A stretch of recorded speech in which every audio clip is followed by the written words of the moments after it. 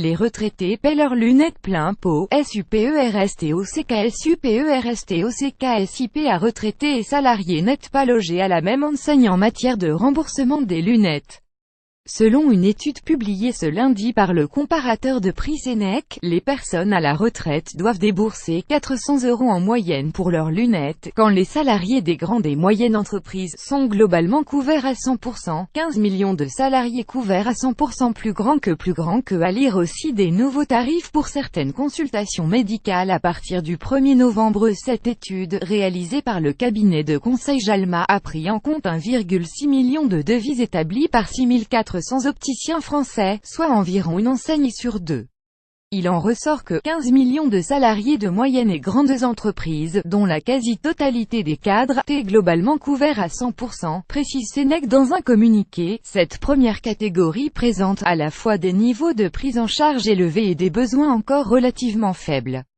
Les porteurs de verres progressifs paient en moyenne 400 € par monture. À l'inverse, 29 millions d'assurés, soit plus de la moitié de la population adulte, ont encore un reste à charge moyen de 293 € pour une paire de lunettes.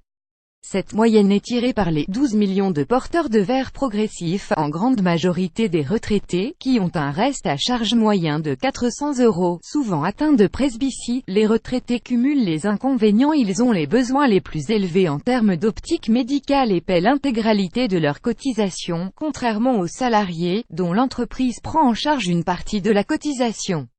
Les dépenses en optique médicale remboursées à 71% en 2015. Globalement, le remboursement des dépenses en optique médicale a progressé de 55% en 2006 à 71% en 2015, mais on est encore très loin du reste à charge zéro pour une grande partie de la population, résume Sénèque, faisant référence à la promesse d'Emmanuel Macron.